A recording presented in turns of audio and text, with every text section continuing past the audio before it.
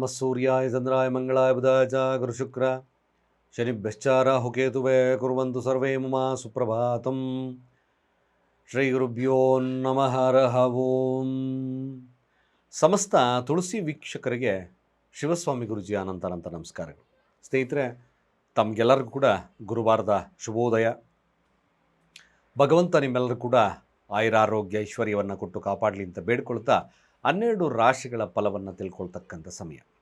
ಹಾಗೆ ನೋಡಿ, ಈ ದಿನ 2 ಅಂದರೆ ಮೊದಲು ಚತುರ್ದಶಿ ಪ್ರಾರಂಭ ಸರಿಸುಮಾರು 9 ಗಂಟೆ 8 ನಿಮಿಷದವರೆಗೂ ಕೂಡ ಇರುತ್ತೆ. ತದನಂತರ ಹುಣ್ಣಿಮೆ ಪ್ರಾರಂಭ ಆಗುತ್ತೆ. ಇಲ್ಲಿ ನಿಮಗೆ ಮುಖ್ಯವಾಗಿರ್ತಕ್ಕಂಥದ್ದು ಶುಕ್ರವಾರ ಗ್ರಹಣ ಇದೆ, ಚಂದ್ರಗ್ರಹಣ. ನೋಡಿ, ಗ್ರಹಣ ಪ್ರಾರಂಭವಾಗ್ತಕ್ಕಂಥದ್ದು 28ನೇ ತಾರೀಕು. ಇಂಡಿಯನ್ ಸ್ಟ್ಯಾಂಡರ್ಡ್ ಟೈಮ್ ಪ್ರಕಾರ ತಿಳಿಸ್ಕೊಡ್ತೀನಿ ಯಾವಾಗ ಅಂತ. ಬಟ್ ಇದು ಇಂಡಿಯಾಕ್ಕೆ ಗೋಚಾರವಿಲ್ಲ. ಒಂದು ವಿಚಾರ, ಚಂದ್ರ ಮನಸ್ಸಿಗೆ ಕಾರಕ. ಅದನ್ನು ಮುಂದಿನ ಒಂದು ವಿಡಿಯೋದಲ್ಲಿ ನಾನು ತಿಳಿಸ್ಕೊಡ್ತೇನೆ. ಇದು ಆಲ್ರೆಡಿ ಹುಣ್ಣಿಮೆ ಪ್ರಾರಂಭವಾಗ್ಬಿಡುತ್ತೆ. ಹುಣ್ಣಿಮೆ ನಿಮಗೆ ಸರಿಸುಮಾರು 9-9:30 ಪ್ರಾರಂಭ ಆಗುತ್ತೆ. ಆ್ಯಕ್ಚುಲಿ ಈ ಒಂದು ಗ್ರಹಣ ಕಾಲದ ಹಿಂದೆ ಮುಂದೆ ಸಂದರ್ಭಗಳಲ್ಲಿ ಏನು ಮಾಡಬೇಕು? ಚಂದ್ರಗ್ರಹಣ. ಈ ಚಂದ್ರಗ್ರಹಣ ಅಂದರೆ ಚಂದ್ರನಿಗೆ ಒಂದು ಗ್ರಹಣ ಸನ್ನಿವೇಶ ಇರ್ತಕ್ಕಂಥದ್ದು. ಇವೆಲ್ಲ ರಾಹುಗ್ರಸ್ತ ಚಂದ್ರಗ್ರಹಣ, ಕೇತು ಚಂದ್ರಗ್ರಸ್ತ ಚಂದ್ರಗ್ರಹಣ ಇವೆಲ್ಲ ಹೇಳ್ತೀವಿ. ಬಟ್ ಪಾಶ್ಚಿಮಾತ್ಯದ ತಗೊಂಡಾಗ ಮೀನರಾಶಿಯಲ್ಲಿ ಬರ್ತದೆ. ಬಟ್ ಅಫ್ಕೋರ್ಸ್ ನಿಮಗೆ ಈ ಚಂದ್ರಗ್ರಹಣ ಹಿಂದೆ ಮುಂದಿನ ಕಾಲದಲ್ಲಿ ಮನಸ್ಥಿತಿ ತುಂಬ ವಿಕೋಪಕ್ಕೆ ಹೋಗ್ಬೋದು. ಕೆಲವ್ರಿಗೆ ಈ ಮೈಂಡ್ ರೆಟಾರ್ಡ್ ಇರ್ತಕ್ಕಂಥವ್ರಿಗೆ ಸಮಸ್ಯೆಗಳು ಜಾಸ್ತಿ ಆಗ್ಬೋದು. ಅದಕ್ಕೆ ಗುರುಗಳೇ, ಅಮಾವಾಸ್ಯೆ ಪೌರ್ಣಮಿ ಬಂದರೆ ಇನ್ನೂ ಹೆಚ್ಚಾಗ್ಬಿಡುತ್ತೆ ಅಂತೀವಲ್ಲ. Because of this. ಇದೇ ಥರ ಒಂದು ವೈಜ್ಞಾನಿಕವಾಗಿ ನೋಡೋದಾದ್ರೂ ಕೂಡ ಮಾನಸಿಕವಾಗಿ ಒತ್ತಡ ಜಾಸ್ತಿ ಇರೋದ್ರಿಂದ ಮೆಂಟಲ್ ರೆಟಾರ್ಡ್ ಆಗ್ತಕ್ಕಂಥದ್ದು, ಹಾಗೆ ಅಬ್ನಾರ್ಮಲ್ ಬಿಹೇವಿಯರ್ ಬರ್ತಕ್ಕಂಥದ್ದು ಇದ್ದೇ ಇರುತ್ತೆ. ಇದರ ಮೇಲೆ ಗ್ರಹಣವಾದಾಗಲೂ ಕೂಡ ಅಲ್ಲಿ ಮೆಂಟಲ್ ರಾಹು ಇರೋದ್ರಿಂದ ಸ್ವಲ್ಪ ಮಟ್ಟಿಗೆ ಮೈಂಡಿಗೆ ಒತ್ತಡ ಬೀಳ್ತಕ್ಕಂಥದ್ದು ಇದ್ದೇ ಇರುತ್ತೆ. ಭಯದ ವಾತಾವರಣ, ಆತಂಕದ ವಾತಾವರಣ ಇರ್ಬೋದು, ಎಕ್ಸೆಟ್ರಾ ಎಲ್ಲ ಇರ್ತಕ್ಕಂಥದ್ದು ನಾವು ನೋಡ್ಬೋದು. ಬಟ್ ಏನು ಹಿಂದೆ ಮುಂದೆ ಇರತಕ್ಕಂಥ ದಿನವಾದ್ದರಿಂದ ಧ್ಯಾನಾಸಕ್ತರಾಗಿ ಧ್ಯಾನವನ್ನು ಮಾಡಿ, ಆಹಾರ ಮಿತವಾಗಿ ಮಾಡಿ. ಇಂಪಾರ್ಟೆಂಟಾಗಿ ನಾವು ಪ್ರಿಕಾಷನ್ ವಹಿಸ್ತಕ್ಕಂಥದ್ದು ಯಾರೊಟ್ಟಿಗೂ ಮನಸ್ತಾಪ, ಜಗಳ, ಅತಿರೇಕಕ್ಕೆ ಹೋಗ್ದಾಗೆ ತಡಿಬೇಕಷ್ಟೆ. ಇದು ವೆರಿ ಸಿಂಪಲ್ ಅನಾಲಿಸಿಸ್. ನೀವು ಧ್ಯಾನ ಮಾಡ್ತಿರೋ ಮತ್ತೊಂದು ಮಾಡ್ತಿರೋ ಅನ್ನೋದಕ್ಕಿಂತ ಈ ಥರ ಇದೆ ಅಂದಾಗ, ಏನೋ ಒಂದು ಗಲಾಟೆ ಪ್ರಮಾಣ ಆಗ್ತದೆ ಅಂದಾಗ ಜಸ್ಟ್ ಸ್ಟಾಪ್ ದಟ್. ಆ ಒಂದು ಸಂದರ್ಭವನ್ನು ತಪ್ಪಿಸಿ ದೂರ ಹೋಗ್ಬಿಡಿ. ಅವಾಗ ಏನಾದರೂ ಆ ಥರ ಗಲಾಟೆ ಮನೆಯಲ್ಲೋ ಮತ್ತೊಂದರಲ್ಲೋ ಎಲ್ಲಾದರೂ ಗಲಾಟೆ ಆಗ್ತಿದೆ ಅಂದಾಗ ಅದನ್ನೇ ಇಂಪಾರ್ಟೆಂಟಾಗಿ ಕರಿತಕ್ಕಂಥದ್ದು. ಇದು ನೋಡಿ, ವೈಜ್ಞಾನಿಕವಾಗಿ ಕೂಡ ಅಷ್ಟೇ. ಅತಿರೇಕಕ್ಕೆ ಹೋಗಬಾರ್ದು ಅಂತಕ್ಕಂಥ ಒಂದೇ ಉದ್ದೇಶಕ್ಕೋಸ್ಕರ ಧ್ಯಾನವನ್ನು ಮಾಡಿ, ಶಿವನ ಮಂತ್ರವನ್ನು ಹೇಳ್ಕೊಳ್ಳಿ, ದುರ್ಗಾ ಮಂತ್ರಗಳನ್ನು ಹೇಳ್ಕೊಳ್ಳಿ. ಅದಕ್ಕೆ ಹೇಳೋದು. ಯಾಕೆ ಇವೆಲ್ಲ ಕನ್ಸಿಸ್ಟೆನ್ಸಿ, ಮೈಂಡ್ ಕನ್ಸಿಸ್ಟೆನ್ಸಿ ಬರಲಿ ಅಂತ. ಹಾಗಾಗಿ ಈ ದಿನ ಯಾವುದೇ ಆಗಿರ್ತಕ್ಕಂಥ ತುಂಬ ಕೋಪದ ವಾತಾವರಣದಲ್ಲಾಗಿರ್ಬೋದು, ಯಾವುದೇ ಆಗಿರ್ತಕ್ಕಂಥ ಅಹಿತಕರ ಘಟನೆಗಳಿಗೆ ಎಡೆ ಮಾಡಿಕೊಡ್ಬೇಡಿ. ಇದು ಭಾಳ ಮುಖ್ಯವಾಗಿರ್ತಕ್ಕಂಥ ವಿಚಾರ. ನೋಡೋಣ, ಮೊದಲು ಪಂಚಾಂಗ ಶ್ರವಣವನ್ನು ಮಾಡೋಣ. ಈ ದಿನ ಗುರುವಾರ, ನಂತರದಲ್ಲಿ ದ್ವಾದಶ ರಾಶಿಗಳ ಫಲ ಹೇಗಿರುತ್ತೆ ತಿಳ್ಕೊಳ್ಳೋಣ. ಮೊದಲು ಈ ದಿನ ಗುರುವಾರ ಚತುರ್ದಶಿ 9 ಗಂಟೆ 8 ನಿಮಿಷದವರೆಗೂ, ತದನಂತರ ಹುಣ್ಣಿಮೆ ಪ್ರಾರಂಭವಾಗ್ತದೆ. ಶುಕ್ಲಪಕ್ಷ ಶೋಭನ ಯೋಗ ಇರ್ತಕ್ಕಂಥದ್ದು, ವಾಣಿಜ್ಯ ಹಾಗೆ ವಿಷ್ಟೀಕರಣ ಇರ್ತಕ್ಕಂಥ ಸಮಯ. ಚಂದ್ರ ಧನಿಷ್ಠಾ ನಕ್ಷತ್ರ ಮಕರ ರಾಶಿಯಲ್ಲಿ ಸಂಚಾರವನ್ನು ಮಾಡ್ತಾ ಇದ್ದಾನೆ, ಕುಜನ ನಕ್ಷತ್ರದಲ್ಲಿ. ಇವತ್ತಿನ ಕಾಲಮಾನವನ್ನು ನೋಡೋದಾದರೆ ರಾಹುಕಾಲ ಮಧ್ಯಾಹ್ನ 2 ಗಂಟೆ 3 ನಿಮಿಷದಿಂದ 3 ಗಂಟೆ 38 ನಿಮಿಷದವರೆಗೆ. ಹಾಗೆ ಯಮಗಂಡ ಕಾಲ ಇರ್ತಕ್ಕಂಥದ್ದು ಬೆಳಗ್ಗೆ 6 ಗಂಟೆ 9 ನಿಮಿಷದಿಂದ 7 ಗಂಟೆ 43 ನಿಮಿಷದವರೆಗೆ. ಗುಳಿಕ ಕಾಲ ಬೆಳಗ್ಗೆ 9 ಗಂಟೆ 18 ನಿಮಿಷದಿಂದ 10 ಗಂಟೆ 53 ನಿಮಿಷದವರೆಗೆ. ಹಾಗೆ ಇವತ್ತಿನ ದುಷ್ಟ ಮುಹೂರ್ತ ಭಾಗವನ್ನು ನೋಡೋದಾದರೂ ಕೂಡ ಇದು ಕೂಡ ಬೆಳಗ್ಗೆ 10 ಗಂಟೆ 13 ನಿಮಿಷದಿಂದ 11 ಗಂಟೆ 5 ನಿಮಿಷದವರೆಗೂ ಕೂಡ ಉತ್ತಮ ಸಮಯವಲ್ಲ. ಹಾಗೆ ಕಂಟಕ ಮೃತ್ಯುದೋಷ ಇರತಕ್ಕಂಥದ್ದು ಸಹಿತವಾಗಿ ಇದು ಕೂಡ ಮಧ್ಯಾಹ್ನ 3 ಗಂಟೆ 22 ನಿಮಿಷದಿಂದ 4 ಗಂಟೆ 14 ನಿಮಿಷದವರೆಗೂ ಉತ್ತಮ ಸಮಯವಲ್ಲ. ಚಂದ್ರ ಧನಿಷ್ಠಾ ನಕ್ಷತ್ರ ಮಕರ ರಾಶಿಯಲ್ಲಿ ಸಂಚಾರವನ್ನು ಮಾಡ್ತಾ ಇದ್ದಾರೆ. ಹಾಗಾಗಿ ಜಾತಕದ ಪ್ರಕಾರ ದ್ವಾದಶ ರಾಶಿಗಳಿಗೆ ಏನು ಫಲ ಇರುತ್ತೆ ನೋಡೋಣ. ಮೊದಲು ಮೇಷರಾಶಿಯವರ ಫಲ ನೋಡಿ. ಮೇಷರಾಶಿಯವ್ರಿಗೆ ತನ್ನ ಪ್ರಯತ್ನ, ತನ್ನ ತೋಳ್ಬಲ ಹಾಗೂ ತನ್ನ ಬುದ್ಧಿಶಕ್ತಿಯ ಆಧಾರದ ಮೇಲೆ ತಾವು ಹೆಸರು ಕೀರ್ತಿ ಪ್ರತಿಷ್ಠೆ ಕಾರ್ಯದಲ್ಲಿ ಜಯವನ್ನು ಸಾಧಿಸ್ತಕ್ಕಂಥದ್ದು ಇದೆ. ತೊಂದರೆ ಇಲ್ಲ, ಚೆನ್ನಾಗಿದೆ.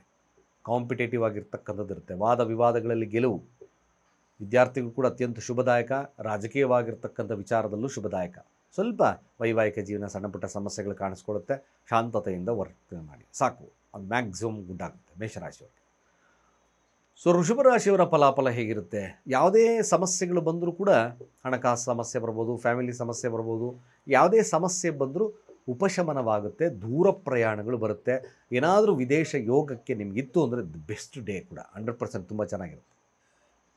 ವಿದ್ಯಾರ್ಥಿಗಳಲ್ಲಿ ಲವಲವಿಕೆ, ಬಿಸ್ನೆಸ್ಸಲ್ಲೂ ಕೂಡ ಉತ್ತಮವಾಗಿರ್ತಕ್ಕಂಥ ಪರ್ಫಾರ್ಮೆನ್ಸ್ ಇರತಕ್ಕಂಥ ದಿನವಾಗ್ತದೆ.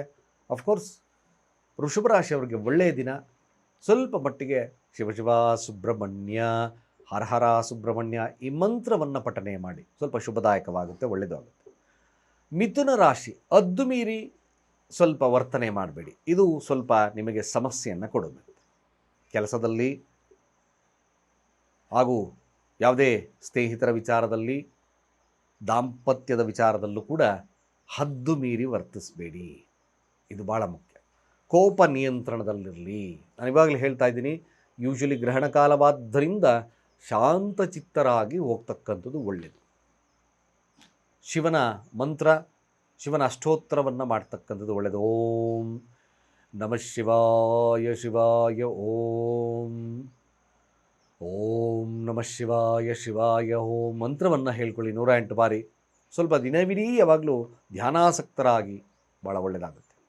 ಸೊ ಕಟಕ ರಾಶಿಯವರ ಈ ದಿನದ ಫಲಾಫಲ ಹೇಗಿರುತ್ತೆ ನೋಡಿ. ಕಟಕ ರಾಶಿಯವ್ರಿಗೂ ಕೂಡ ಈ ದಿನ ನೋಡಬೇಕಾದಲ್ಲಿ ಸ್ವಲ್ಪ ನಿಮ್ಮ ಕಾರ್ಯದಲ್ಲಿ ಹಿನ್ನಡೆ ಅಥವಾ ನಷ್ಟವನ್ನು ಅನುಭವಿಸ್ತಕ್ಕಂಥದ್ದು ಕೂಡ ಇದೆ.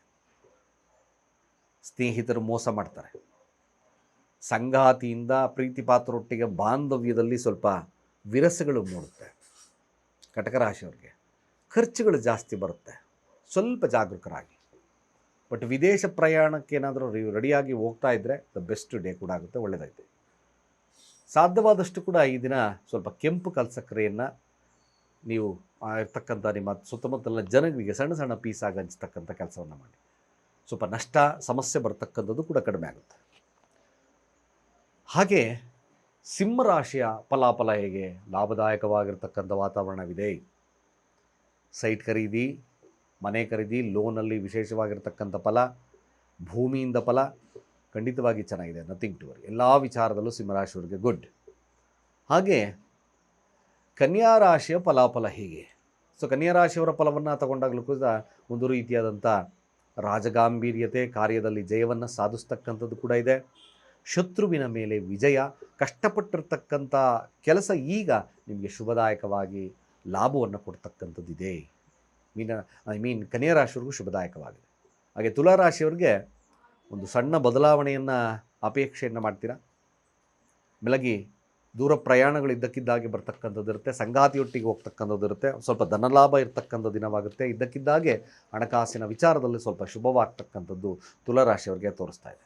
ವೃಶ್ಚಿಕ ರಾಶಿ, ಕೋಪ ನಿಯಂತ್ರಣದಲ್ಲಿ ಕೆಲವೊಂದು ನಿಮ್ಮ ಸಹೋದರ ಸಹೋದರಿಯರ ನಡುವಿನ ಬಾಂಧವ್ಯದಲ್ಲಿ ಸಮಸ್ಯೆಗಳು ಕಾಣಿಸ್ಕೋಬೋದು. ಅಥವಾ ಕೆಲಸದಲ್ಲಿ ಕಿರಿಕಿರಿಗಳಾಗ್ತಕ್ಕಂಥದ್ದು ಇರುತ್ತೆ. ಕೆಲವೊಂದು ರೆಕಾರ್ಡ್ಸನ್ನು ನಾವು ಕಳ್ಕೊಳ್ತಕ್ಕಂಥ ಸನ್ನಿವೇಶಗಳಿರೋದ್ರಿಂದ ನಿಮ್ಮ ದಾಖಲಾತಿಗಳ ಬಗ್ಗೆ ಸ್ವಲ್ಪ ಎಚ್ಚರಿಕೆ ಇರಲಿ. ಕೋಪ ನಿಯಂತ್ರಣ ಅವಶ್ಯಕವಾಗಿ ವೃಶ್ಚಿಕ ರಾಶಿಯನ್ನು ಮಾಡಿ. ಸ್ವಲ್ಪ ಮಟ್ಟಿಗೆ ಸಮಾಧಾನದಿಂದ ವರ್ತನೆಯನ್ನು ಮಾಡಿ. ನೀವು ಕೂಡ ಓಂ ಮಂಗಾರಕಾಯ ನಮಃ ಈ ಮಂತ್ರವನ್ನು ಹೇಳ್ಕೊಳ್ಳಿ. ಸ್ವಲ್ಪ ಶುಭವಾಗುತ್ತೆ, ಒಳ್ಳೆಯದಾಗುತ್ತೆ. ಹಾಗೆ ಧನುರಾಶಿಯವರ ಫಲಾಫಲ ಹೇಗಿರುತ್ತೆ? ನಿಮ್ಮ ವಸ್ತುಗಳ ಮೇಲೆ ಎಚ್ಚರ. ಅತಿಯಾದಂಥ ವ್ಯಾಮೋಹ, ಪ್ರೀತಿ ಇರ್ತಕ್ಕಂಥ ದಿನವಾಗ್ತದೆ. ಕೆಲವೊಂದು ನಷ್ಟಗಳಾಗುತ್ತೆ. ವ್ಯಾಪಾರ ವಹಿವಾಟುಗಳು ಚೆನ್ನಾಗಿ ನಡೀತದೆ. ಹಣಕಾಸು ಚೆನ್ನಾಗಿರುತ್ತೆ. ಬಟ್ ದಾಂಪತ್ಯದಲ್ಲಿ ಸ್ವಲ್ಪ ಸಮಸ್ಯೆಗಳು ಕಾಣಿಸ್ಕೊಳ್ಳುತ್ತೆ. ಮಾತುಕತೆಯಿಂದ ಸ್ವಲ್ಪ ಅದರ ಬಗ್ಗೆ ಎಚ್ಚರವಾಗಿಸ್ಕೊಂಡ್ರೆ ಈ ದಿನ ಇಡೀ ದಿನ ಶುಭವಾಗ್ತದೆ.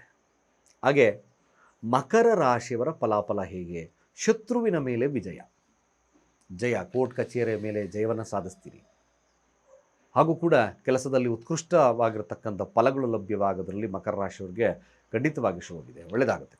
ಕುಂಭರಾಶಿಯ ಫಲಾಫಲ ಹೇಗೆ? ತುಂಬ ಕ್ರಿಯೇಟಿವ್, ತುಂಬ ಚಾಲೂಕಾಗಿರ್ತಕ್ಕಂಥ ಒಂದು ನಡೆನುಡಿ ನಡೀತದೆ.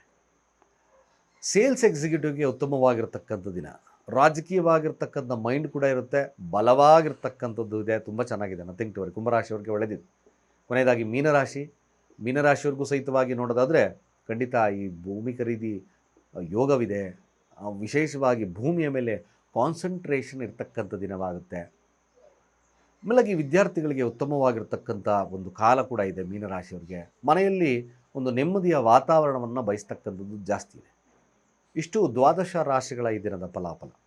ಸ್ನೇಹಿತರೆ ನೋಡಿ, ಮುಖ್ಯವಾಗಿರ್ತಕ್ಕಂಥ ವಿಚಾರ, ನಿಮಗೆ ಜಾತಕದಲ್ಲಿ ಕೇತುವಿನ ಉಪಟಳ ಇದೆ. ಮೊನ್ನೆ ರಾಹುವಿನ ಒಂದು ಉಪಟಳ ಇದ್ದರೆ ಏನು ಮಾಡಬೇಕು ಅಂತ. ಕೇತು ಪಂಚಮದಲ್ಲಿದ್ದಾಗ, ಕೇತು ಲಗ್ನದಲ್ಲಿದ್ದಾಗ, ಕೇತು ಅಷ್ಟಮದಲ್ಲಿದ್ದಾಗ, ಕೇತು ದ್ವಾದಶ ಭಾವದಲ್ಲಿದ್ದಾಗ, ಕೇತುವಿನ ಸಮಸ್ಯೆ ಇರ್ತಕ್ಕಂಥವರು ಈ ದಿನ ಗುರುವಾರಗಳಂದು ಅತ್ಯಂತ ಶುಭ ನೋಡೋದಾದರೆ ಗುರುವಾರ ಅಥವಾ ಶುಕ್ರವಾರ ಆದರೂ ಮಾಡ್ಬೋದು. ಕಾಳಿದೇವಿಗೆ, ಭದ್ರಕಾಳಿಗೆ, ಅದರಲ್ಲಿ ವಿಶೇಷವಾಗಿ ಭದ್ರಕಾಳಿಗೆ ನಿಂಬೆ ಹಣ್ಣಿನ ಹಾರವನ್ನು ಹಾಕ್ತಕ್ಕಂಥ ಕೆಲಸವನ್ನು ಮಾಡಿ, ಪ್ರಾರ್ಥನೆಯನ್ನು ಮಾಡಿ, ಆಗಾಗ್ಗೆ ಮಾಡಿ. ಗುರುವಾರ ಅಥವಾ ಶುಕ್ರವಾರಗಳಂದು ನಿಜವಾಗ್ಲೂ ಕೇತುವಿನ ಸಮಸ್ಯೆಯಿಂದ ದೂರ ಇರ್ತೀರ. ಹಾಗೆ ಶುಭವಾಗ್ತಕ್ಕಂಥರುತ್ತೆ. ಅನೇಕ ಮಾಟ ಮಂತ್ರ ಪ್ರಯೋಗ, ಅನೇಕವಾಗಿರ್ತಕ್ಕಂಥ ಬಾಧೆಗೊಳಗಾಗ್ತಕ್ಕಂಥವ್ರು ಈ ಸಂಕಲ್ಪ ಸಹಿತವಾಗಿ ನಿಂಬೆ ಹಣ್ಣಿನ ಹಾರ, ಅದರಲ್ಲಿ 21 ಇರ್ಬೋದು, 108 ಇರ್ಬೋದು, 11 ಇರ್ಬೋದು, ಈ ರೀತಿಯಾಗಿ ಸಂಕಲ್ಪವನ್ನು ಮಾಡಿ ಹಳದಿ ನಿಂಬೆಹಣ್ಣು, ಈ ನಿಂಬೆ ಹಣ್ಣಿನ ಹಾರ ಹಾಕಿ ಖಂಡಿತವಾಗಿ ಶುಭವಾಗುತ್ತೆ ಅಂತ ಹೇಳ್ತಾ, ಸರ್ವೇ ಜನ ಸುಖಿನೋ ಭವಂತು.